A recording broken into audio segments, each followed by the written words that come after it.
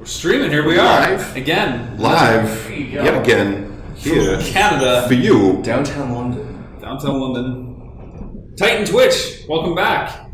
For those of you that tuned in last week, you may remember myself, Rob McCallum, producer of Tiny Titan, and my compatriot here, Glenn Stanway, also producer of Tiny Titan, but we're joined by a third face. Another week, another face.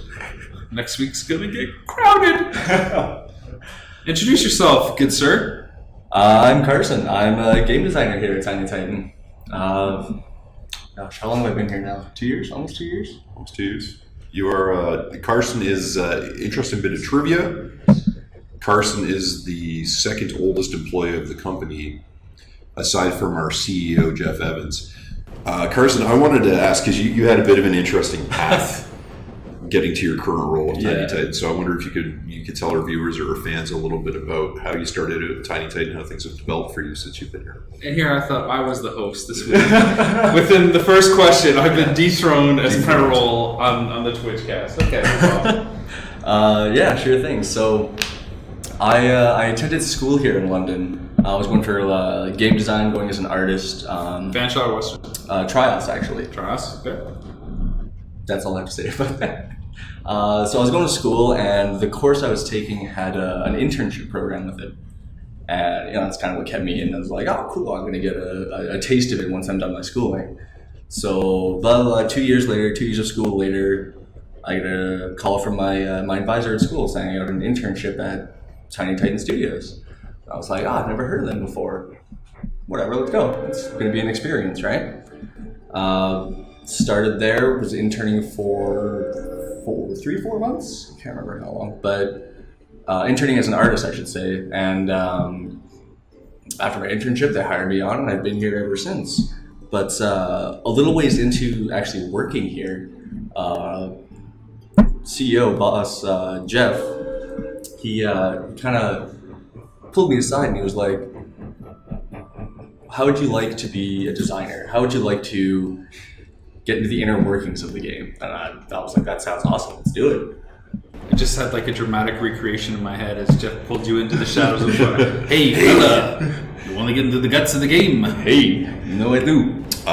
For anyone who has played our game Dash Quest, you'll actually be very familiar with Carson's art. Carson did a lot of the artwork that's currently in the game there. Primarily UI, gear, and weapons. Yeah. And a couple of characters too, I suppose. We have some enemy artwork in there. Later on in the development, I started just doing everything. But for the most part, it was gear and weapons and UI stuff. But that's good stuff. Did we ever tell people how you came to be an don't. employee of Tiny Titan Studios? How did I come to be?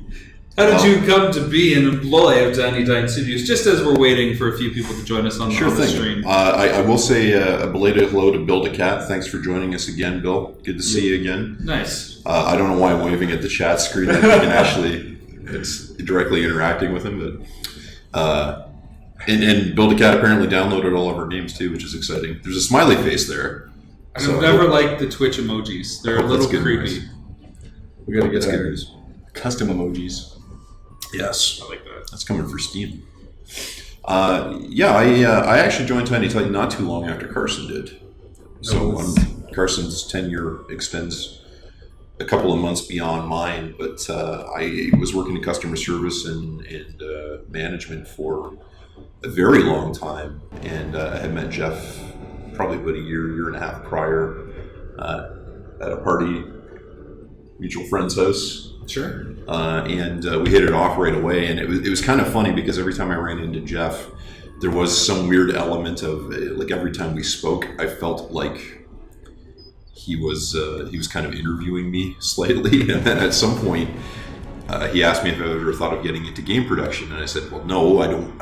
I have no idea what that is. And he's like, don't worry about it, you'd be great at it. I think you'd be a perfect fit for it. So the rest is history. I tried to help him a little bit behind the scenes for most of 2015, and just had a lot of trouble because of my actual job at that point. And he finally said, well, here's the deal. Why don't you come work for me? And this is how we'll break that down. And there were no guarantees or anything, but it's definitely the best decision I've ever made. It's been a really great experience being here. And getting to be a chance at games like Tiny Rails and Dash Quest, and getting a chance to interact with our fans and just see how much people love these games. It's really rewarding. Well, we ready to talk about some of the new stuff that's going on this week? I think we are. I think we is. Well, I've sourced a bunch of questions for both Tiny Rail, since you're producer on that, and Dash Quest, since you're kind of the head honcho on that game right now. And, you know, you're the who else to ask? You just did an AMA on Reddit. It's true. So, which is still going. If you have any questions, hit up our subreddit. It's still open. I'll answer them when I'm done this. Where can people find that subreddit, Carson? On Reddit. Is it the Dash Quest subreddit? Yeah, it is the Dash Quest subreddit. I believe you will find it as reddit.com/r/dashquest. Yeah, I can never get the link right, but Fairly certain that's it. all right. So the first question from social media land is, Tiny Rails has a new car bundle. Can you tell us more? And in fact, I thought, why not go into the train editor and kind of put it on display for people watching so they can see what this new car bundle looks like. Sounds like a plan. So we will do that very thing. I just want to pat Andrew, our QA guy, on the back for actually posting the URL that Carson couldn't be bothered to prepare for the stream today. First, we want to showcase maybe what the ad looks like. Sure.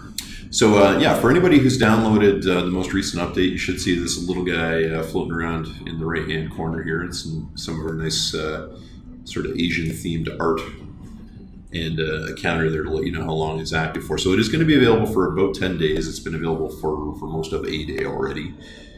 So when you click on this guy, you'll get our UI kind of filling in on what we've got. And those would be the cars. Right now you'll see there's a bonus 150 gems. There is actually an exclusive engine rather, that you get the first time you buy, and then we give you some gems if you do a subsequent buy from there. So that's what the UI looks like. No, Glenn, just so people know, why would they want to buy the package again? Why would they want to buy the package again? The cars in the bundle are level 1 cars, which is in line with the Russia package that we did, which was really similar a couple of months back. So the notion is that some people may want to purchase those cars to level up. Because you need to combine like cars in order to get them to the next level. You will, of course, be able to get those cars in the game normally once they roll out with the 1.4.0 update. But for anybody who's... That's a lot of technical talk. What does that really mean, 1.4? Basically, when we hit our next big Asia update, you'll be able to get those cars through normal means, whether it's the gumball, whether the factory cars. Okay. So you certainly don't have to buy them, but for anybody who really wants to have that exclusive, I've got these first and I've got my level 3 car, so on and so forth. So that is the option that we've included there as well. We have our admin Andrew saying it's $9.99 US, $13.99 Canada. Just to clarify the price that was on that ad there. There is a currency difference between the two nations at this point. I'm just going to start pitching cars off my train here. Sure. Yeah, I don't even Pizza care. one. It's a good one. I know the pizza one. This is the approved method of restructuring your train according to Tiny Titan guidelines. Just throw them off. Pay no attention to any of your passenger happiness. So the first thing I want to have a look at here is we'll pull up the engine, which is our kitty cat bus. Now, before you click this, Yes. can you guys both maybe chime in on how excited everybody has been once this was unveiled? I'm beyond excited, and I work here. Like, this is awesome. We've had a lot of really positive reactions to this guy on social media, which is awesome to see. I have to say I'm not super well versed in my Miyazaki. Totoro. It's the cat bus, man. I know, this is what I'm saying. I'm really not well versed. I'm not a major anime fan. Our designer Brett, however, is, and this was his idea, and it definitely looks like it. What I love about this is the caboose really goes with the engine. Like, it's one of the more like kind of specially grouped pairs that we have between the engine and caboose. So of course we have pre-purchased a bundle so that we can actually show these guys to you today. Let's do it. We're gonna go ahead and collect our kitty cat bus engine. It gives me the feels all over. So good. Which of course is based on the cat bus. So it's weird. It's the kitty cat bus engine. I thought it was the cat train engine, but I get it. It's a parody of the cat bus from My Neighbor Totoro. Yeah. And We'll collect our Kitty Cat bus engine, caboose as well. Alrighty, so There we go. That'll be on our tree. Oh, Oh, wait. you gotta equip that. I should probably do that, shouldn't I? This is not the right link. If only all these things were in one spot, so we could just make it all work. It's a little on the nose. Alrighty, so there we go. We got Oh, look at that! our Kitty Cat bus. So for anybody who didn't catch that already, what do we got here? So the bus itself adds 5 passengers and then 6 cargo for having the caboose equipped, and then you do get a speed bonus of 20 when it's equipped in Asia as well. So Are we going to be cruising in Asia? we are. We are. Oh, wow. That's news to me. Shouldn't be. I just mentioned it. Okay, cool. Well, we're in Harrisburg, PA right now, or we're on our way to Harrisburg. We better get... Oh, you mean are we going to be cruising in the game today? Yeah. That is probably an oversight on Andrew's part. Because, Andrew's just getting thrown into this bus again. we don't have I'm the sensing area The cat unlocked. bus? I am sensing a theme week to week. We don't have the area unlocked. Last week we were calling him Vanna. Probably should do something about that. Okay, well, So, I should say last week we ended our stream in Toledo. We'll see where we ended this time. Because we don't really set waypoints, it's just kind of fun. noted. Okay. Yeah. So, let's have a closer look at some of these cars here. I'm pretty happy with how these cars turned out. So, first off, we got the Year of the Dragon Karger, which is a cool kind of Chinese style dragon car, which I enjoy quite a lot. We do have our sushi car. Nice. I didn't mean to take the other one off, sorry. That was my bad. I don't really care how slow my train is going to go at this point. I just want to be able to show these off. So got our sushi car. The sushi car continues in the long-standing tradition of the taco car and pizza car as something that looks like food that is equipped on our train. Our artist Tom did all the artwork for these, and I actually really love the character in these cars, just the kind of the Asian influences. Really happy with how it turned out. We got the noodle box car. Yes. So for anyone who enjoys themselves some takeout noodles, you've got an alternative food source there. We have the Bushido wagon car. Possible my train's full.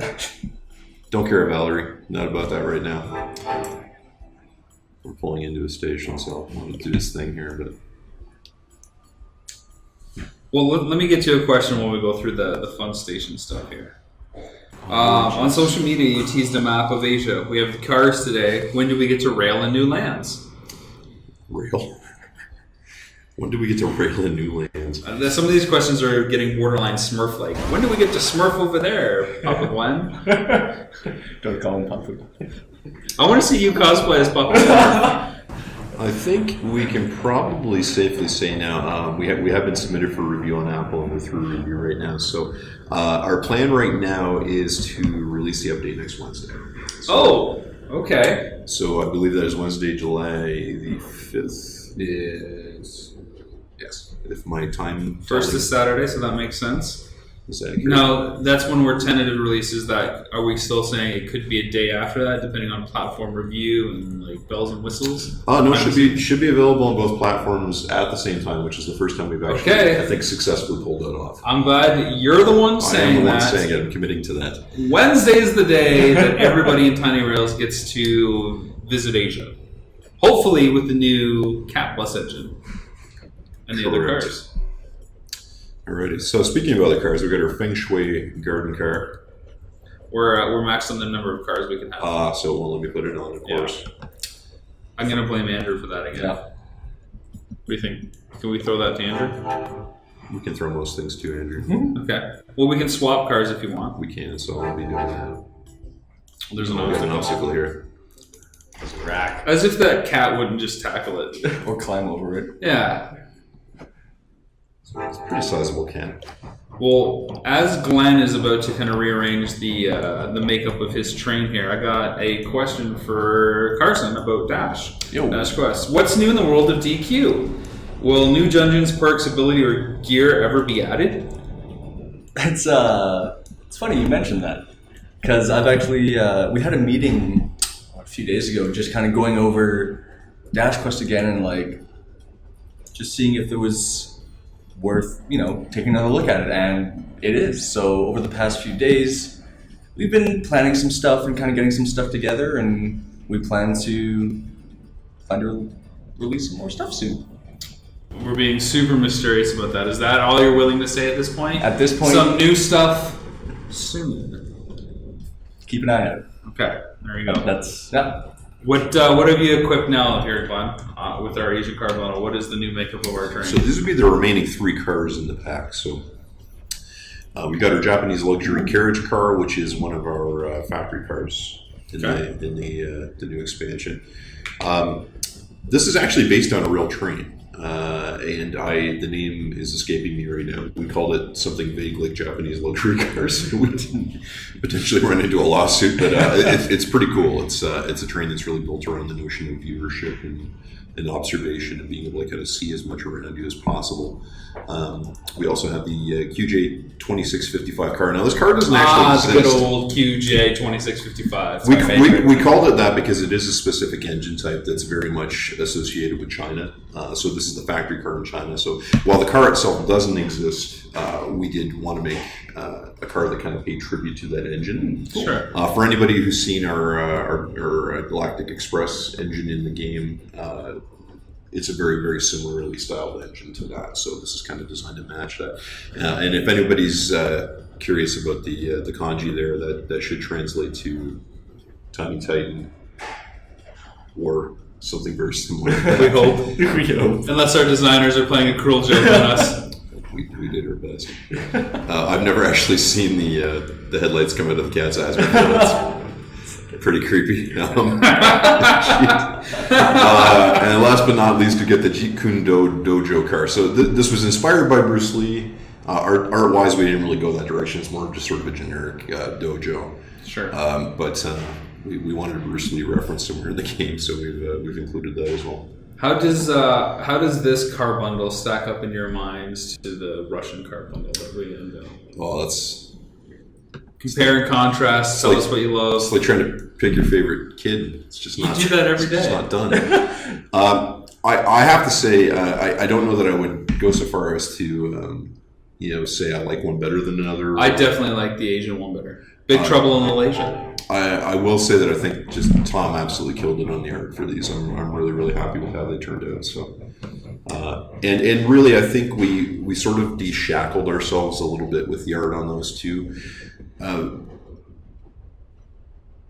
There's always a bit of a process in terms of trying to decide how realistic to make the cars, and I think at this point we really just sort of decided, hey, let's just make stuff that looks fun. It's funny you say that, because one of our questions this week happens to be the new cars in Tiny Rails balance both realism and fantasy. What was the process for that?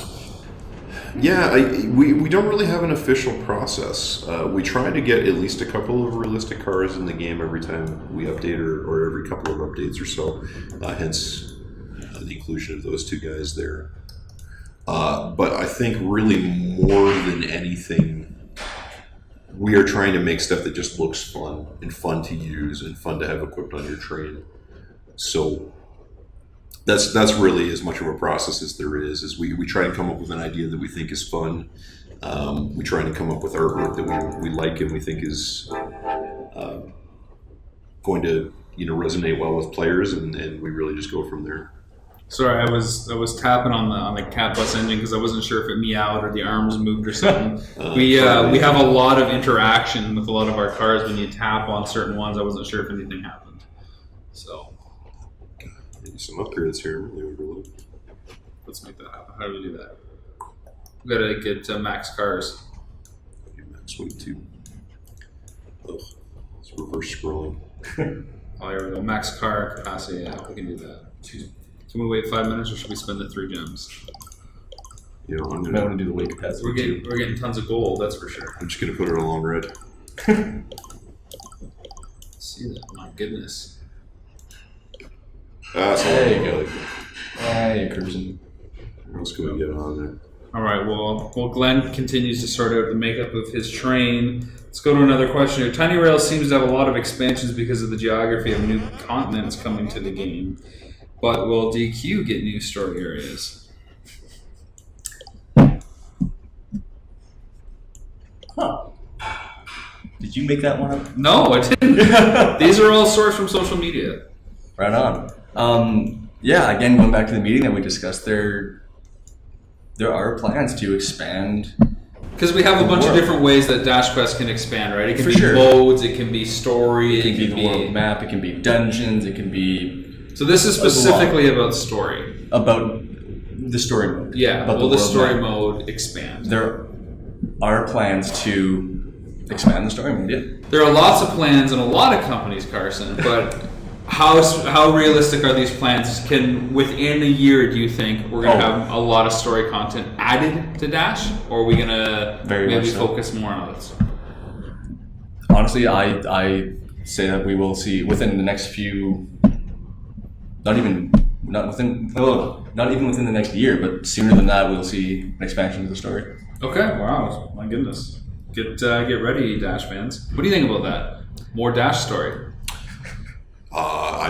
This is the first I'm hearing about it, so I'm pleasantly Been a long time surprised since to hear we've, that. Yeah, Dash Quest is really Dash Quest is the game that's responsible for us all standing here talking to all of you right now. Yeah. To be totally honest, I mean, it was our first successful title, and it really allowed us to branch out and build a team to support that game and then create others. So we owe a lot to that game. And I think it's great that we're finally at a point where we feel like we can invest some resources back into it and really help support the fans who are still playing it every day. I mean, we still see consistent Oh, for sure. download numbers on that every day. And there's still a fairly large following behind it. Like Very much. browsing through the subreddit and social media, like people are still talking about it. So it's time to give the TLC that it deserves. There you go. Eldorado 666 in the chat is asking if we had to talk to Studio Ghibli about using the cat list. Ironically, we turn to the chat just as we get criticized for ignoring Just the for chat. ignoring the chat, yes. We did not consult Studio Ghibli. In our mind, it's not a precise, direct ripoff of a given character. So we do really try to stray on the side of homage or parody wherever possible. So it's certainly not the only pop culture reference we have in the game. Lots of people have noticed in reviews we have random celebrity sightings that you'll see in your VIP passengers and that sort of thing. And certainly we have other trains that are inspired by other pop culture touchstones. But yeah, we try very hard to stray on the right side of parody and homage, as opposed to just directly lifting something from source material. There's something I love about this cat bus train racing against those birds. And winning. Something about that grin on that cat's face that I like. Here's an interesting question. Before you guys decided that Tiny Rails was your next game, what other game ideas were you considering, and what made Tiny Rails the winning choice? I don't know that I am comfortable saying what other ideas we had, because you never know when they might appear in another Tiny Titan title. But there were many. I know It's unrewarding to say Tiny Titans. we're currently working on a new title, and then we have another one that's potentially lined up to be next. Mm-hmm. And I know for the process of deciding on that title, we had countless pitches, and we probably had about 5 or 6 like at least high level design kind of pitches that we went through before we settled on that. So how does that work? Do you guys like all sit around as a group? Is it a company wide thing? Is it just a few people tasked with it? It's kind of evolved, because without saying anything, to whatever, before Tiny Rails we had like a Friday after work or Friday just before the end of work, we just kind of got together and just fired out ideas, and it was like this one, this one, and just yeah, I wouldn't go so far as to say there is a process. And they don't always come from the same source. Like I know. Yeah, Suspense. No, it's from the same source. Yeah. It's tough because there isn't really we don't have like a dedicated system for doing that. But really, it is about just we try really hard to sort of have an open door policy when it comes to ideas. Like we want people to feel like they have something to contribute and they can share it. Without talking about the other titles that were being thrown around at the time, what do you guys remember about Tiny Rails being like the clear and definitive winner, or was it a toss up with some other ideas? It was like, Pixel Train. It was really just that Jeff had a very, very specific vision for what Tiny Rails was. Mm-hmm. At least in terms of this aspect of it. So what you're seeing on your screen right now. The kind of screensaver, beautiful, serene kind of just thing. the notion of something that was just sort of fun and pretty to watch. And that was really the first thing I feel like we nailed in the game. And then it was like, you know, where's the game from there? So about the game aspect. So how to make that a viable, playable thing was really kind of the next question. And it was challenging because we really didn't want to get away from the casual aspect of it. We really wanted it to be something that was a laid-back, serene, almost sort of zen experience. And you're constantly... As you say Zen, I'm looking at the cat bus engine. And you're always treading the line of how much gameplay is too much and how much is too little, and how much maintenance do you want people to do and how much do you want them to not do. And I know we had long talks about you'd use your train cars and they'd break down and you'd have to replace them, and you constantly had to repair your engine and all this stuff. And at the time, it just didn't feel appropriate for what we were trying to do. It felt like we were really punishing the player too much and kind of forcing him to engage it. And on the mobile one, at least, I don't think that's the right decision. So yeah, it really is about like how much do we want people to be able to do, how much do we not want them to be able to do, and how much flexibility do we want to be able to give a player depending on what their preferences are. Well, the cool thing with Tiny Rails too is like the gameplay that you just talked about is optional, right? Yeah. Like this can be it right here with these awesome cars, or you can actually get into it and actually start playing it if you want to. But that's what's cool about it. I have spoken to many players who have very different ways of playing the game. So I know there's a lot of people out there who are sort of more of the min-max variety, and when they're playing the game, they'll have passenger cars equipped, but when they know they're going to be away from the game for a while, they'll swap them all up for cargo cars and try and pull in a little bit of money while the train is, or they're inactive at any rate. Mm-hmm. And then I've got other people I know who just like to check in on the train, so they'll just pop into the game once every few minutes here or there and just kind of see how their train's going and whether or not they have some roles that they can do and some money so they can level up some cars, and they take a much more kind of laid back approach to it. So I like the fact that there is space for both of those approaches in it. Here's I'll jump to the chat here for a second. Bill the Cat says this is like listening to a Simpsons commentary but less random. I think that's good. And he also says it's this gameplay is like macro versus micromanaging, which I can see that. It's your choice on how you want to participate. Yeah, it really is. We wanted to try and serve both of those gameplay styles, and I feel like we've done that somewhat successfully. I feel like we're hearing a lot from our players right now that suggest that we want it to be probably a little more micro.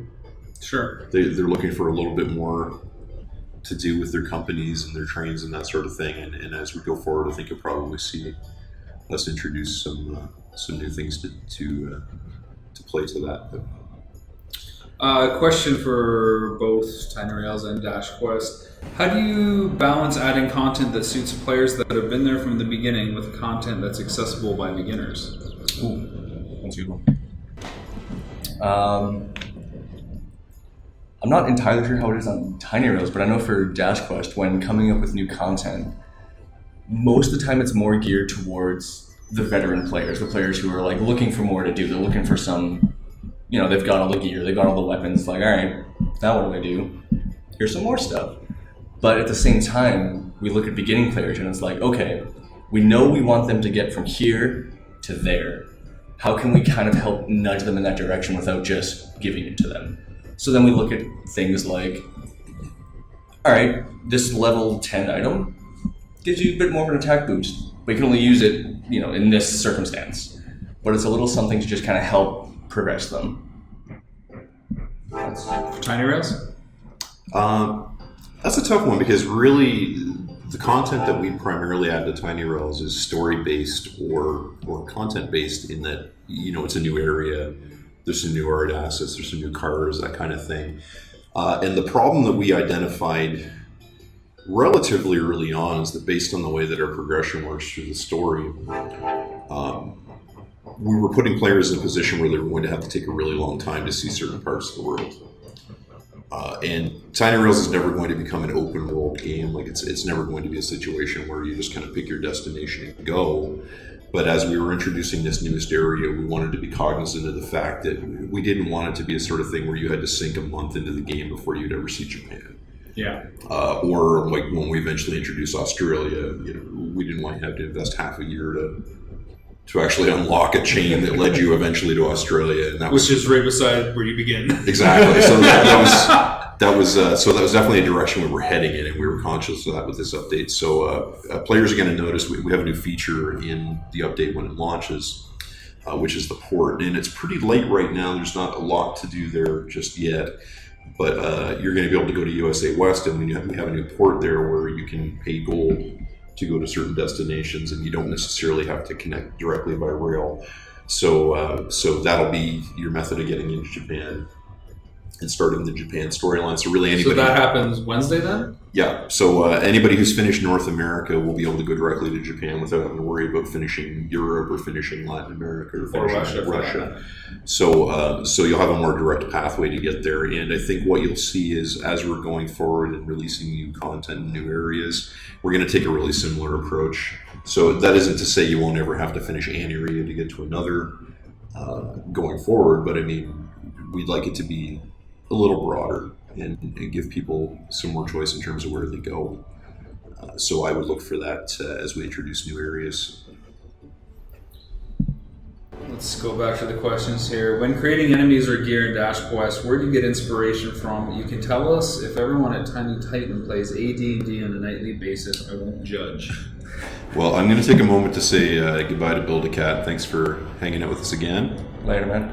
Take care. If you're in Canada, enjoy the long weekend. That's right. I forgot about that. Even if you're not in Canada, enjoy the long weekend.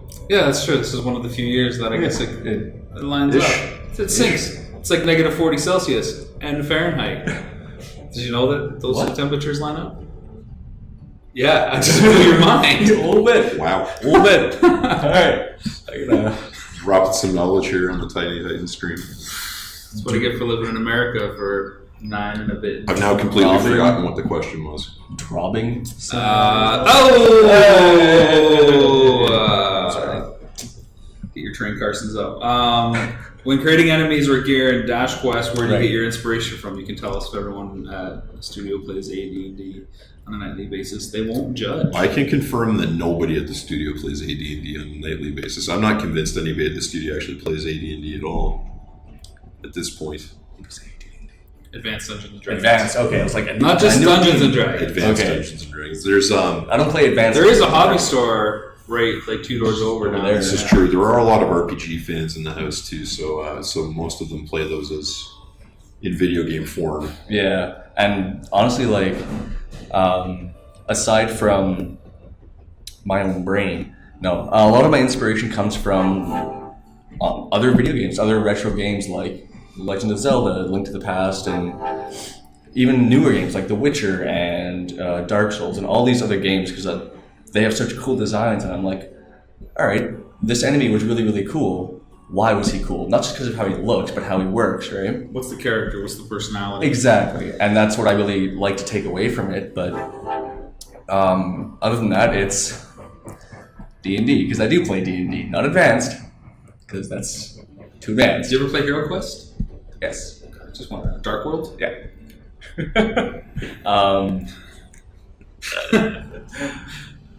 Yeah, honestly, it's just taking inspiration from other sources, from other games and other fantasies that have done it well, and trying to bring that feeling of goodness, terrible word, into DQ. Delight.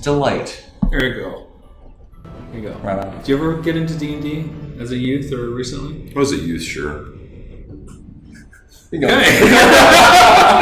I don't have time to do much anything these days. As a youth, yeah. Moving on. I love Tiny Rails, but how do you beat it or Dash Quest? Is there an endpoint to either game? I hope in the case of Tiny Rails there isn't an endpoint. Obviously, there's a point at which we don't have more world for you to discover right now, and eventually there will be a point where there's no more world to discover, quite literally. because we have it all in the game. But we would like to think that there's still enough to do that players will still continue playing even if they've seen all the story. Like the story really is just there to kind of drive people to check out new areas and really see what there is to see. But as I said, I'd like to think people still want to check in on the train and see where they are. Get it. Nice. Got it. George Washington statue. Clear and present over on the side here. Hey. I saved it.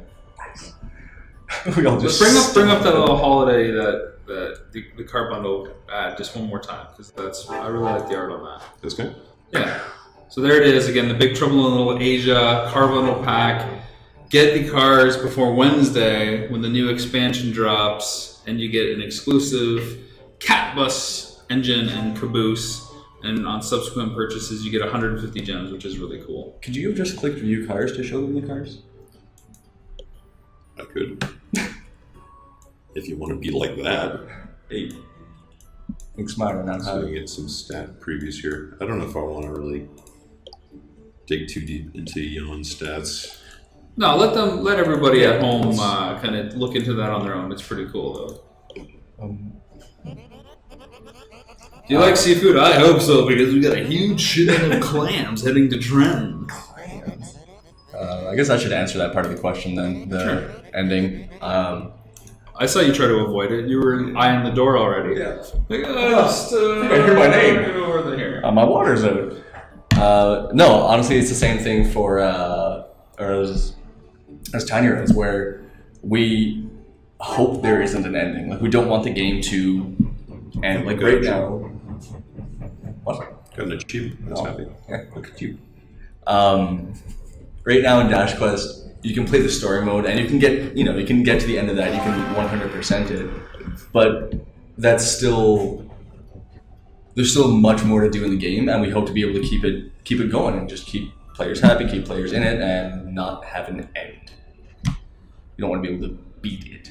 Don't you? No. No. Okay. That's awesome. This was one of my favorite questions. Did you have something? Did you want to chime in?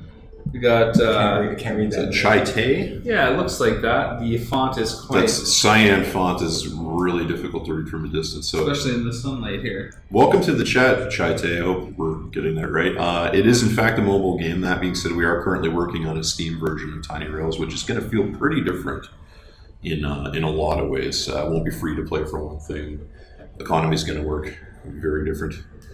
Should switch to Dark Twitch. That's actually not a good or not a bad suggestion. We're gonna blame Andrew on that We're one. blaming Andrew? on that too. Yeah. Yeah. These tech guys constantly getting suggestions from chat on how to improve things. Carson being one of our tech guys.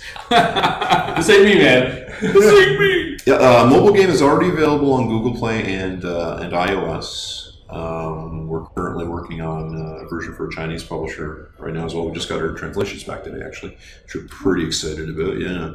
And then we're currently working on the Steam one. Steam one will mimic the content in the current mobile version of the game, but we are hoping to launch into early access so that we can kind of complete the world map for our Steam players as well. Asking how long it took to make this game for mobile. How long did the game take to make for mobile? From start of dev until launch, it was probably about 4 months. I can't even remember when we started. What, last year? It was last summer. So It was I want the to end of summer, yeah. Yeah, and we launched in December. Yeah, okay. So I want to say it was probably about 4 or 5 months. Now that being said, we've been actively supporting the game since we launched in December. So I really kind of I count that. I mean, we launched in December, but we've been constantly working on the game since then, and we have changed some things pretty dramatically since we've launched as well. So it is actively being supported now, and we usually have an update every 2 weeks or so, and a bigger content update every month and a half or so. This was one of my Ish. favorite questions that I got Ask. from Twitter. I love the Cat Bus / Cat Train engine for the Asia car bundle, but I'm really curious about how you could possibly top that with future car bundles dedicated to each area. Will the Australia one have a Crocodile Train D engine? like Crocodile Dundee, but train D. A dingo cargo car. Seriously, stop at the cat train and retire knowing you've hit the mark. Well, first of all, you got some nerve, pal. Suggesting that we can't top ourselves. Honestly, we're constantly trying to top ourselves. So we're trying to make stuff that's even more fun than the stuff that's already in there. And I think that's why you run into situations like you had, Rob, where suddenly you like the new stuff better than the last thing we did because we're constantly trying to raise the bar. I would like to think we're not necessarily going to do a generic cultural stereotype engine for every area. So I don't know if we'll have a kangaroo engine or like a koala car. Vegemite car. Yeah, I don't know. So Opera House car. That was honestly something that we were.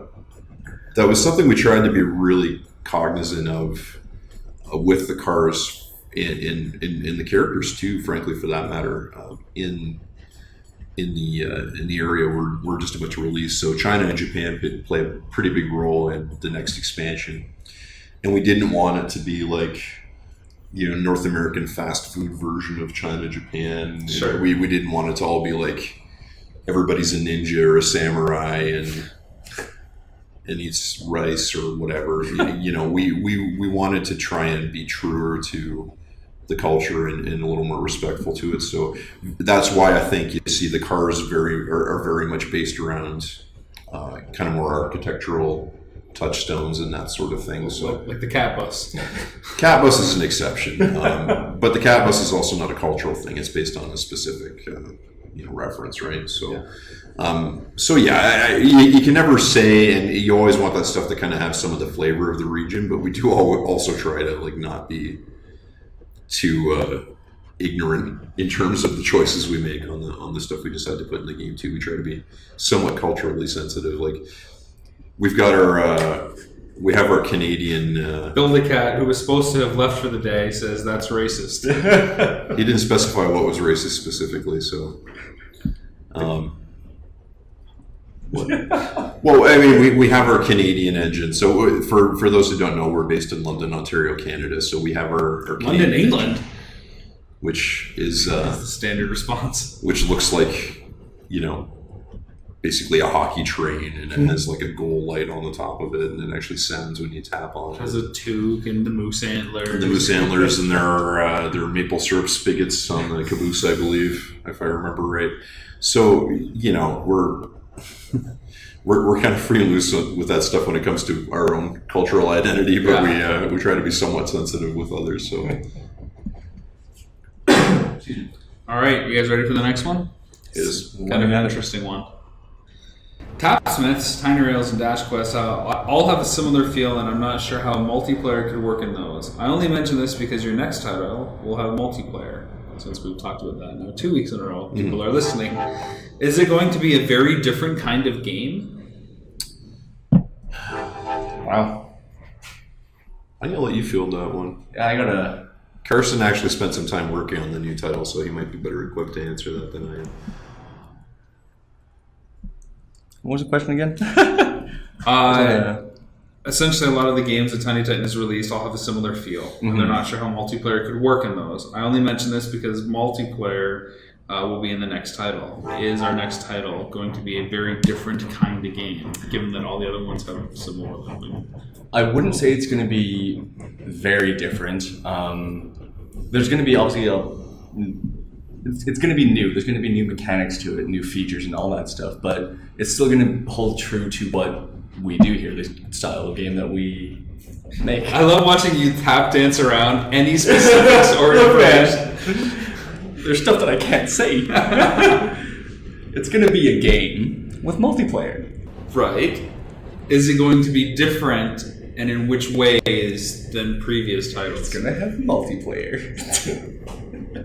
Honestly, I think any game we make, we try very hard to raise the bar every time we make a new game. Yeah. We learn a lot of lessons with every single game we make, and I would argue, I don't think there's anybody in the studio who wouldn't argue that we feel that Tiny Rails is a better game than Tapsmiths was, than in turn was a better game than Dash Quest was. Very much so. In many ways, which doesn't mean we think the older games are bad, just that we feel like we feel like we raise that bar a little bit each time we do one, and we certainly feel very strongly with the new game that that's going to be the case too. I think if you're a fan of our games, you're going to find a lot there that's familiar and that you're going to like a lot. But multiplayer is definitely a new experiment for us, and we're pretty excited about that. I do want to touch on the question that just came up in chat too. I just had one thing to kind of add on Sure. to that before we get to the chat question, which is certainly important. It's an excellent question. Eldorado 666, we will get to your question in 1 second. With keeping in mind the scopes of the games we released, look at the team sizes that have been different on these games, right? Mm-hmm. You know. So can you comment on the size of our team working on Yeah, the newest title? Dash Quest, the original Dash Quest was developed by basically one person. Jeff built the game basically in his basement, and it's the Statue of Liberty. Oh, that's nice. Look at that. Distracted by the game. So yeah, we built Dash Quest with one person initially before launch, and then we expanded the team a little bit on that. Tapsmith was largely a two-man operation with some contributions from a couple of others. Whereas Tiny Rails, we had like 10 people, I think. So the team for Tiny Rails was much larger, and the team for the next one is, I think, even larger than that. Yeah. So, and the crazy thing about that is we still have like a 5-person team actively supporting Tiny Rails as well.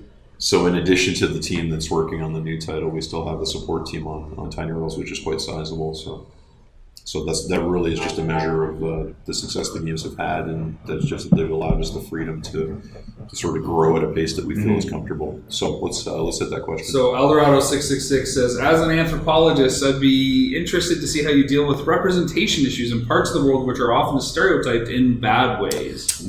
That is a really tremendous. I guess it's not really a question; it's more an observation, I suppose. And I should say that as the newest guy in the office, this is something that came up almost like on my first day. That how do we handle expanding into a country or in an area like Asia and China without offending people, but at the same time without maybe whitewashing them when we're dealing with a cartoon, like a cartoon aesthetic that's retro pixels, and yet do it justice so that they feel like there's an identity. Yeah, really, it's just about trying to push ourselves to look beyond our own sphere of influence as much as possible. So I know as it stands already, even without branching into some of the more, I don't want to say remote places the world. From here, they're remote, I suppose. They're pretty far away, but without getting into some of the more distinct areas of the world, even when we were creating our cast of characters for a story, we really pushed ourselves to consider different options for how we could portray those characters and how we could represent them. So we didn't want every character in the game to be, a white guy. So we pushed ourselves to look for opportunities to say, this character could be a woman. This is why this character would be better as a woman. What is this character's ethnic background? And we have like a character who represents First Nations when you're in Central Canada, which is a big part of our national heritage here. We have characters of many ethnicities, and we pride ourselves on trying very hard to make sure that we're representing people who play our games, because frankly we have a really broad array of people who play our games, and we want to make sure that they can see themselves represented when they play it. As far as parts of the world that are stereotyped in bad ways, I think every part of the world is stereotyped in bad ways. It just depends on your perspective. I mean, we're English-speaking Western civilization, so we will look at different parts of the world differently in the same way that those parts would look at us differently. Especially when we have presidents like Donald Trump, who are very controversial. Our own prime minister in Canada is very controversial. Like you said, Glenn, we feel like we can get away with making fun of Canada because we're Canadian, and I think that's kind of like at least a good rule.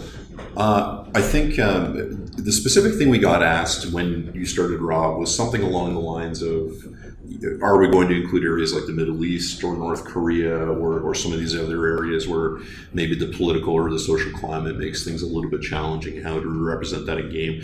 And the answer to that question is, without trying to sound insensitive to the reality of those things in the real world, is in the game we largely ignore them. The game to us is sort of, the Tiny Rails world isn't our world. You can almost think of it as like a parallel pixel dimension, if you like. But to me, the Tiny Rails world is sort of an idealized version of what we would like our world to be, where we would like those things not to matter. And we would. Politics are Valerie's very getting her lobster on. Yeah, that's our first world civilization problems of lobster dinner. So while we certainly respect the challenges that citizens of those countries face for various reasons or difficulties that politics create, we try not really to pay heed to them in the game. We really just try to represent those places as just places where the people may be a little different or have a different way of life, but they're still people. So, for example, I know North Korea is in our next expansion, and we literally make no fuss over it at all. It's just another place you can go, and I understand in the real world that wouldn't really be the case, but for our purposes it is, and as such we want to try to be respectful and inclusive in every area we include. So I don't know if that's a satisfying answer for you, Eldorado, but I hope that maybe gives you some sense of what our mindset is when we include these places and these types of characters. I think the one comment I have on that stuff is like politics are temporary, whether it's 4 years, 8 years, 50 years, it's temporary, whereas trains are forever. Right? The idea is that you're going to play this game forever.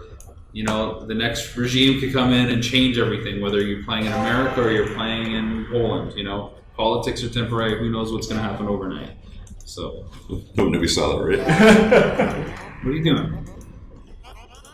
Oh, you're getting up to stuff, Stanbook. Secrets revealed. Okay. Oh. Hey! Look at that. We finally finished America Chapter 1. It only took 3 play sessions. There we go. All right, now we got another area on the map we can go to. Hey, we've only got about 10 minutes left, guys. Let's set a waypoint for. Don't waypoints, because we're going to figure out where we're going to end up. Now you've just ruined the surprise. Yeah, Stormcloud Stanley. that's what I do. it's a good nickname. Stormcloud Stanley. I have to admit, even though it's an insult to me, that is actually a really appropriate nickname. It's a superhero name. Stormcloud. Can you please walk us through the Steam build of Tiny Rails, and will Dash Quest ever come to Steam?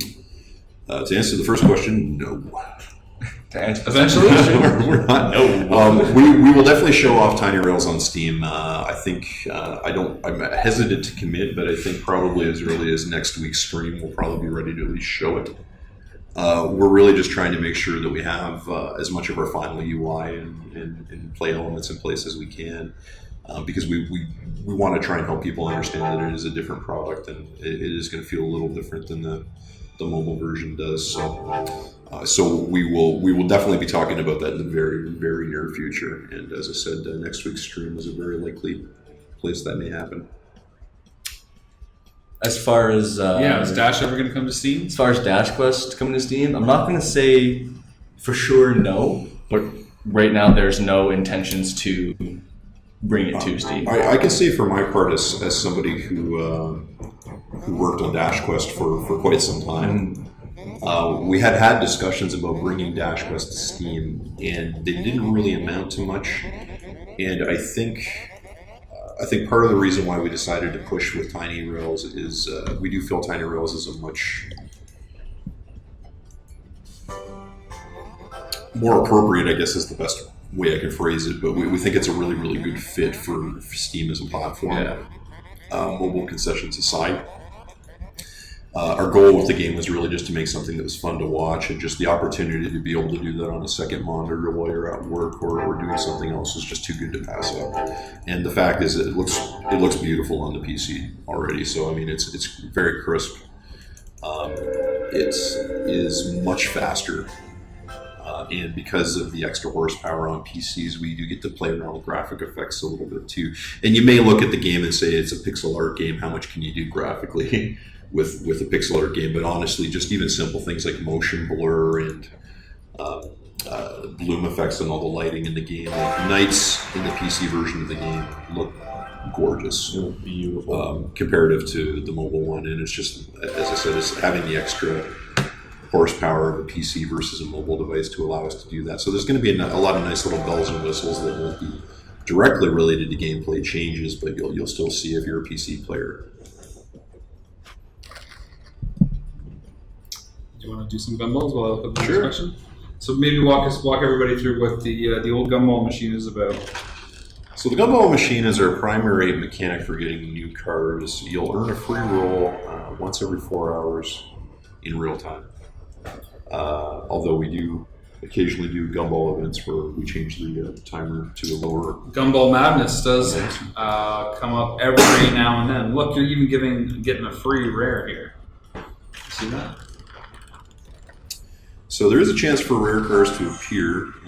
Pulling veggie cars and nothing else. You get a free rare one for skill, right? That's a free regular one free with rare. 10% rare. Or 100% rare. Yeah, there you go. So you do have a chance to get rare cars in the regular roll. 10% of those rolls should be rares, but you can do a guaranteed rare roll as well for the draw. Okay, so this is your third car so far. No rares. What's the over-under on rare cars before the end of the stream? Because we have exhausted all our questions. It's 100%. 100%. Eldorado saying his gumball timer is still at once an hour since the last event. Oh, that's interesting.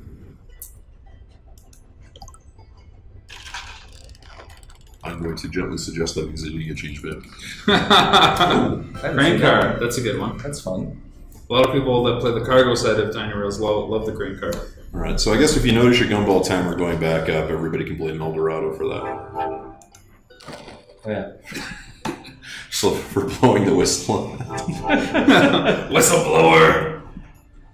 Well, parting thoughts, gentlemen? This has been fun.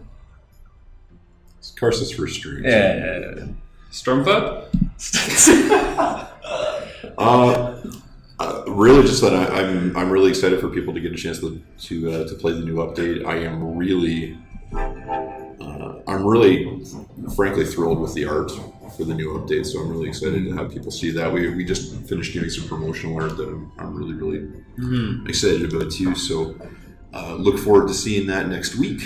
I'm excited to play this. Hope you enjoy the new cars because I think they look great, and I'm really happy with how they turned out too. And next week we might have Asia Unlocked to showcase that. Yeah, we'll work on that. And again, we're creeping very, very close to being able to show off a little bit more about Steam and talk a little bit. 50-50 odds of showing Steam next week? I said probably better than 50-50. Oh, you heard it from Stormcloud first.